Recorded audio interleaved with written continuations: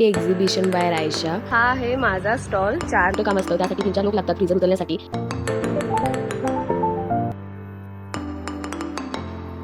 हे आहे रसमलाई मँगो।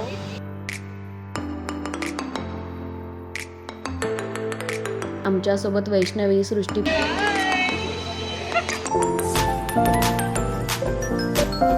पण सगळ्यात जास्त आनंद तेव्हाच होता आणि रात्री काहीसा असा क्राऊड होता। हाय, तुम्हा सर्वांचं स्वागत आहे माझ्या यूट्यूब चॅनलमध्ये। आणि आजचा हा व्हिडिओ एक्झिबिशनबद्दल आहे। माझं आज एक्झिबिशन आहे, तर त्याची तयारी मी कशी करते, कसा फ्रीज घेऊन जाते किंवा आईस्क्रीम कसं घेऊन जाते ते सगळं मी तुम्हाला ह्या व्हिडिओमध्ये दाखवणार आहे। तर हा व्लॉग नक्की शेवटपर्यंत बघा। हे आहे pink vanity exhibition by Raisha. Last time खूप चांगला रिस्पॉन्स होता, यावेळेस बघू काय होतं। आता मी आलेले आहे माझा स्टॉल बघण्यासाठी, सेटअप कसा केलाय ते बघण्यासाठी। हा आहे माझा स्टॉल 4 नंबर पिंक व्हॅनिटी। आणि इकडे सगळे बाकीचे स्टॉल आहेत, अजून कोणी आलेलं नाही। आणि त्या साईडला कमर्शियल स्टॉल्स आहेत। आता मी स्टॉल बघून आले आहे आणि आता फ्रीजर घेऊन जात आहे।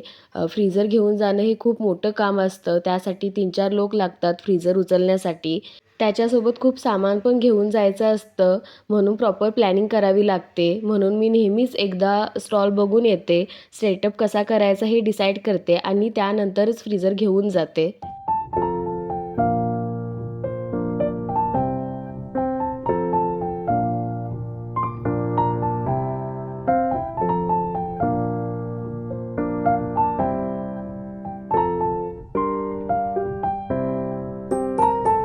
फ्रीजर स्टॉलवर ठेवला आहे आणि चालू केला आहे। आता हळूहळू इतर स्टॉल होल्डर्स पण येत आहेत आणि सगळ्यांची तयारी सुरू झालेली आहे। एक एक स्टॉल सेटअप होत आहे आणि थोड्या वेळात कस्टमर पण यायला सुरू होतील। मी पटकन जाऊन आईस्क्रीम घेऊन येते।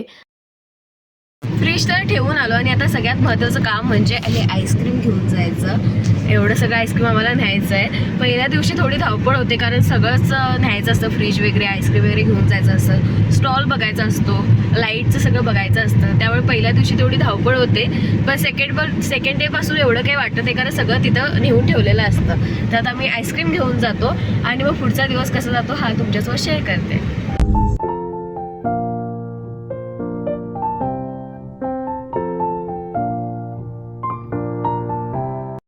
आईस्क्रीम घेऊन आले। हे आहे रसमलाई मँगो, ड्रायफ्रूट, जेली, पेरू, ब्लॅक करंट चॉकलेट आणि हे पण ब्लॅक करंट चॉकलेट अँड पेरू हे एक्स्ट्रा बनवून घेऊन आले। असं सगळं सेटअप झालेलं आहे आणि बाकी सगळे पण आलेत। माझा स्टॉल सेटअप झाल्यानंतर मी एक्झिबिशनमधले बाकीचे स्टॉल बघण्यासाठी गेले। इथं फक्त बेळगावचे स्टॉल नाही तर कोल्हापूर, पुणे, खानापूर इथले पण स्टॉल आहेत। आणि खरंच सांगते, इथे खूप वेगवेगळ्या आणि नवीन गोष्टी बघायला मिळतात, जशी की ही स्वामींची इतकी छोटीशी मूर्ती खूप सुंदर होती। ज्या गोष्टी आपल्याला मॉलमध्ये किंवा एखाद्या शॉपमध्ये मिळत नाही, त्या सगळ्या गोष्टी अशा एक्झिबिशनमध्ये मिळतात आणि खूप युनिक असतात। त्यामुळे एक्झिबिशन फिरण्यात एक वेगळीच मजा असते।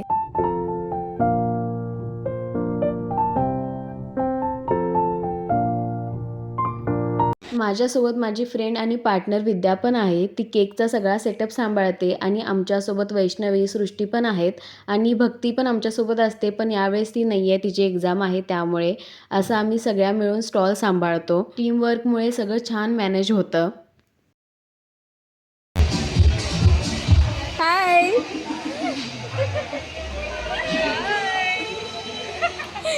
पिंक व्हॅनिटी एक्झिबिशनमध्ये आम्हाला रोज पाण्याची बॉटल आणि स्नॅक्स दिले जातात, पण एक्झिबिशनमध्ये खूप गोष्टी असतात, तसंच फूडमध्ये पण खूप ऑप्शन असतात। पहिल्यांदा आम्ही समोसा चाट घेतला होता आणि तो इतका छान होता की सगळ्यांनाच आवडलं होतं, म्हणून आम्ही पापडी चाट घ्यायचं ठरवलं। पण माझा चेहरा बघून तुम्हाला समजलंच असेल की तो अजिबात चांगला नव्हता, आम्हा कोणालाच आवडलं नाही। पण एक डिश चांगली निघाली म्हणून सगळं तसंच असेल असं नाही, हे आज कळलं। पण असं न्यू ट्राय करायला मजा येते।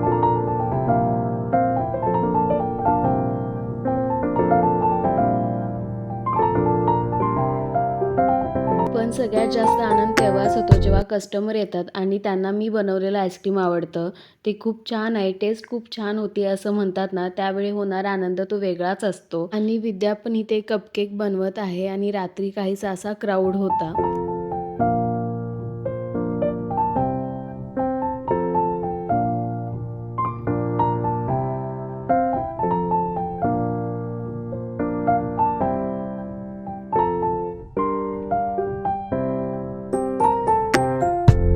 असा होता माझा कालचा एक्झिबिशनचा दिवस. काल व्हिडिओ एंड करता आला नाही म्हणून मी आज करते. काल क्राऊड थोडा कमी जास्त होत होता, पण अजून 2 दिवस आहेत, बघू आज काय होतं. आणि काल पण आम्ही सगळ्यात लेट निघालो. सगळे स्टॉल बंद झाल्यानंतर मी आणि विद्या निघालो. त्यामुळे व्हिडिओ केला नाही, कारण घरी यायला 11:30 झालेले. म्हणून म्हटले की आज हा व्हिडिओ एंड करूया. तुम्हाला हा व्हिडिओ कसा वाटला मला नक्की सांगा आणि आवडला असेल तर सबस्क्राईब करा. आपण भेटू नेक्स्ट व्लॉगमध्ये. बाय.